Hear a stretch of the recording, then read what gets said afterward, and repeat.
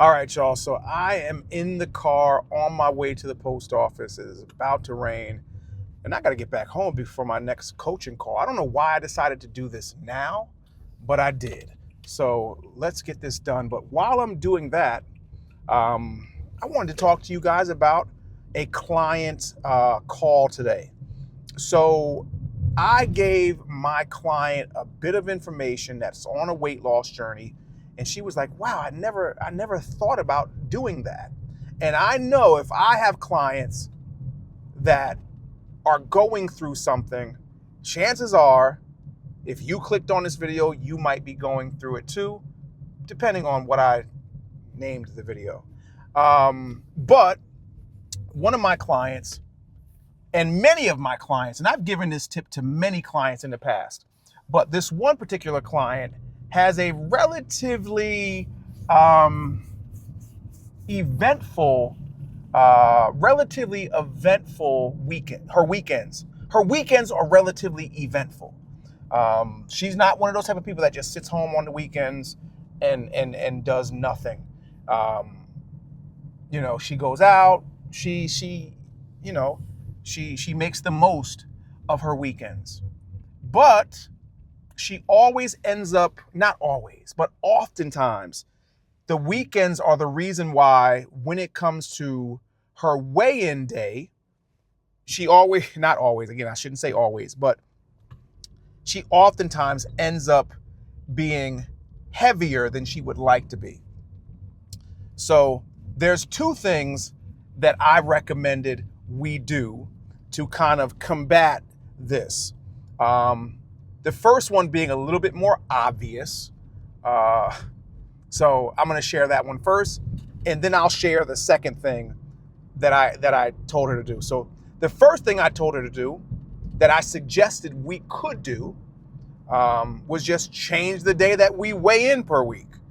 If we know that the weekend is not very representative, well, technically it is a normal week because she does it every weekend. But it does not necessarily give her a good official weigh-in. So what I suggested was what we could do is do a weigh-in on Friday. Then we do a weigh-in on Monday to see what the damage is from the weekend. But then we do so Friday will be Monday to Friday will be really what we're looking at judging. We're going to judge every Friday to Friday's weigh-in because it's pre-weekend. We're using the Friday and Monday weigh-in to just judge what the damage is from the weekend. So it's important for you to see, okay, how bad are you really doing on the weekend? How much difference does the weekends really make? And could we do anything different to make the weekends less detrimental to our long-term success? Now, the Friday weigh-in again will be our official weigh-in. So that's something that you can obviously do. Just change the day of your, what I like to call your official weigh-in. But the second thing I recommended her to do was, I think, more impactful and more so what this video is about and more what you'll benefit from.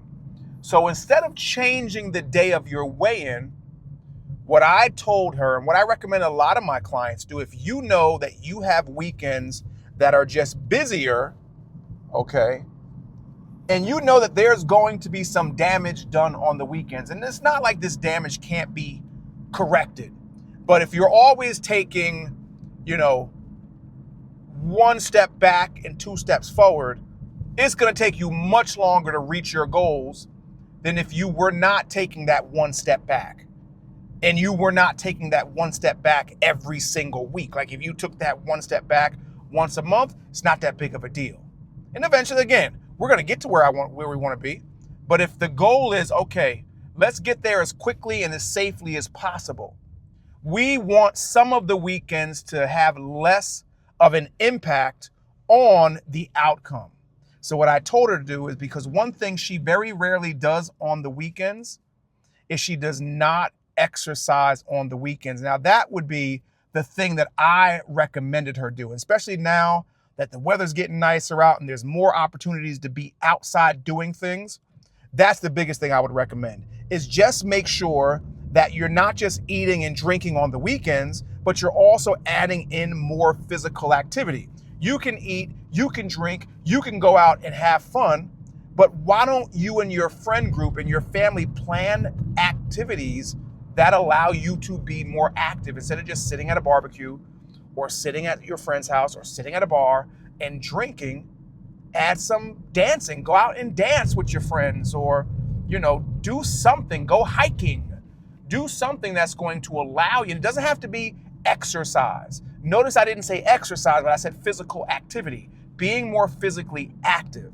So that was one thing that I recommended. But another thing I recommended is I said, if you already know that this is how your weekends are normally likely to play out, you want to front load your week with really good eating. So what that would mean is that if your weekend starts on Friday night, you need to make sure that Monday, Tuesday, Wednesday, Thursday, and even Friday during the day, you cannot afford to have any mistakes, any days off, because you know that you are probably going to do way too much on the weekends. And this is a way where, again, you cannot out-train a bad diet. But if you can get a head start, and that's really what this is about.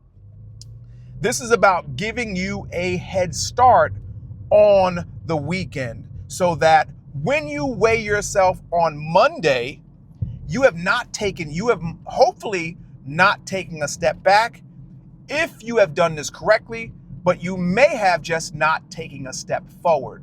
So let's just say, for instance, you weigh yourself on Monday, right? And let's say on Monday, you're 160, let's say for simple math. And let's just say on Friday, you weigh yourself after having a week of hardcore workouts. You've spent extra time working out. You've gotten in 3,000 to 5,000 extra steps per day. You've stood more than you sat. You've just tried to intentionally be more physically active. And let's say on Friday, you weigh yourself and you're 157. So from Monday to Friday, you've lost 3 pounds.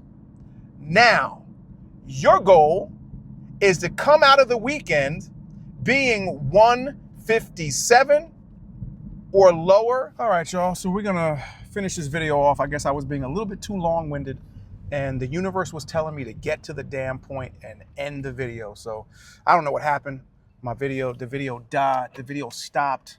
But essentially, the point is you want to come out of the weekend, in this example, being exactly what you entered the weekend, at least at the worst, no worse than what you entered the weekend. So you want to be either no worse or maybe even better.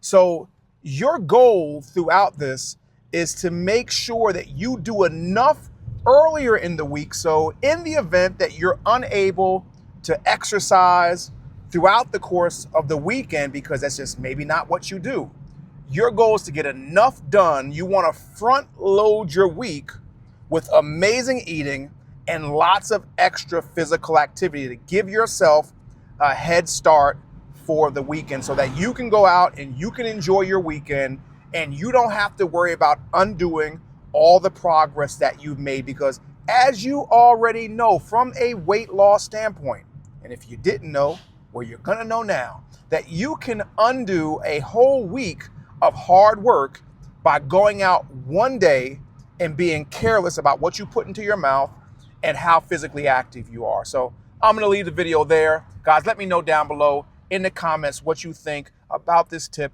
Was it helpful? Is it something that you'll use? And if so, let me know. And if you need help on your own fitness journey, click the first link below in the description, fill out the form, and you and I will figure out what we need to do together to get you from where you're at to where you want to be.